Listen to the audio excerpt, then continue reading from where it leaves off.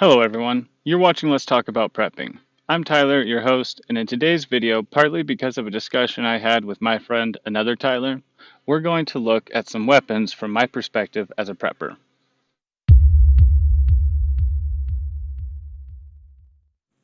In our last video, we discussed items for trauma care for a good reason, because no matter what tools or weapons we ever use in emergencies, injury is somewhat likely.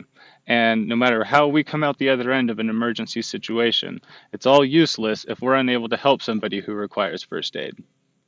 That being said, I want to look at some of the tools and weapons that I think are most important for us to keep around as preppers. A lot of discussion in the prepping community focuses around hunting or combat applications of firearms. And this makes sense because those are the most likely applications you'll find for firearms and similar weapons.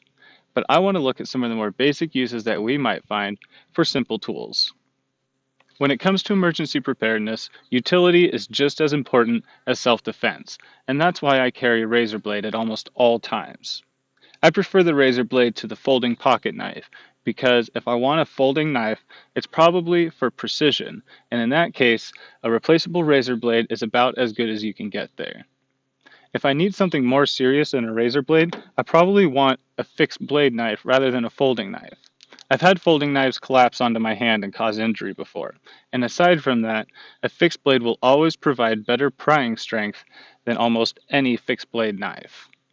I even like to carry a somewhat larger fixed blade knife if I know that I'm going to be in the woods, chopping wood, or performing more serious activities.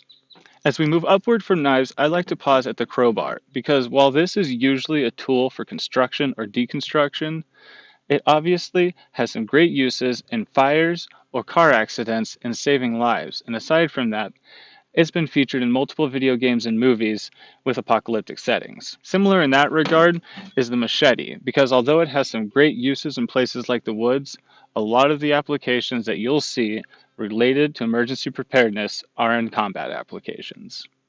Far more useful in a lot of situations that we would face in emergency preparedness applications is the regular axe. I've chopped a lot of wood in my life, so it makes sense that I would have a lot of axes around. But they're also useful in multiple situations, like in house fires, car accidents, and obviously self-defense applications, not only because of the intimidation factor.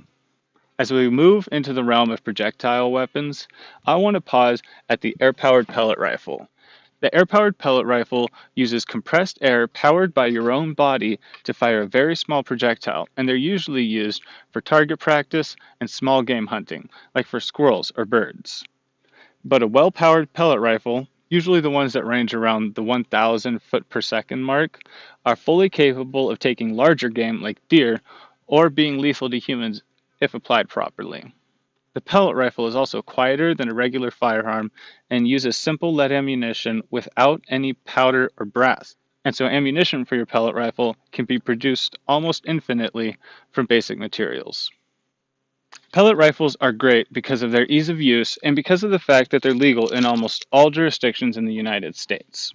You can purchase one like this with a 1,250 foot per second rate for about $100 at Walmart. This pellet rifle operates by breaking the barrel in half and inserting the pellet into the barrel as so. That action of bending the barrel drives the piston, which compresses the air chamber inside of the pellet rifle, and it's ready to fire.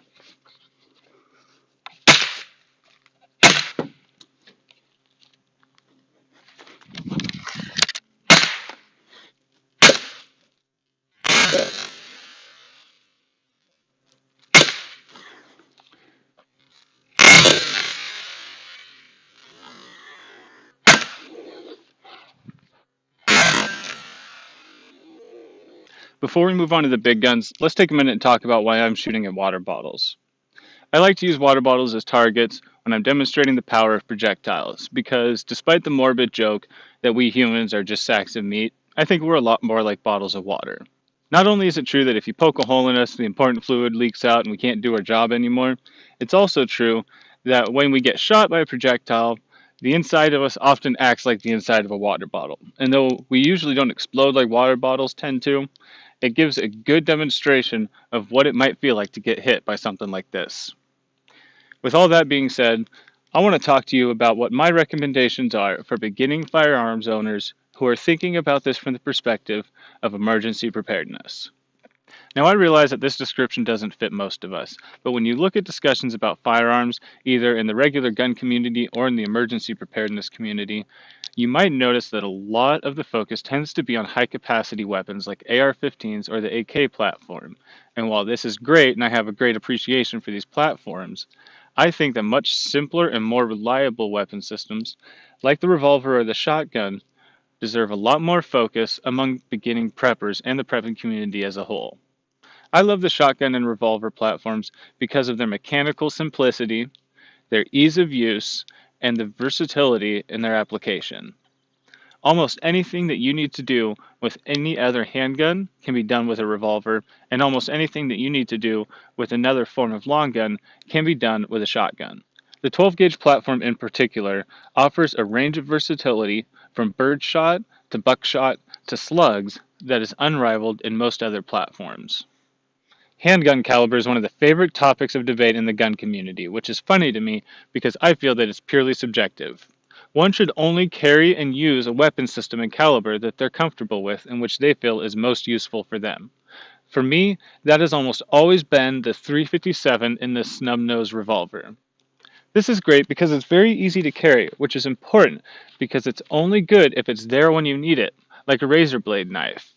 And it's there to provide a great level of power, and it has great versatility because it can carry both the 357 round and the shorter 38 special, which often uses the exact same or a smaller projectile with less powder and a shorter cartridge. The 12 gauge and the 357 provide nearly a maximum of power for the small size of their own platform. Let's look at how this delivers in our water bottle demonstration.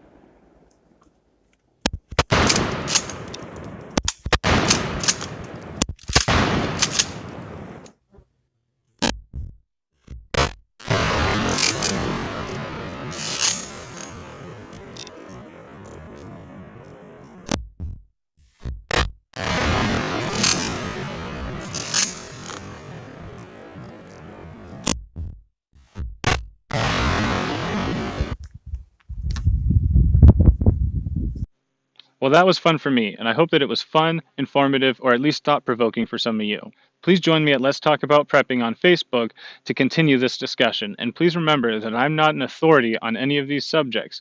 I'm just here to promote discussion. Now, if you'll excuse me, I'm going to go dry up and wipe some of the sawdust off of my camera. Thanks for joining me for this video on Let's Talk About Prepping, and I hope that you'll stay tuned in the future. Be safe, everybody.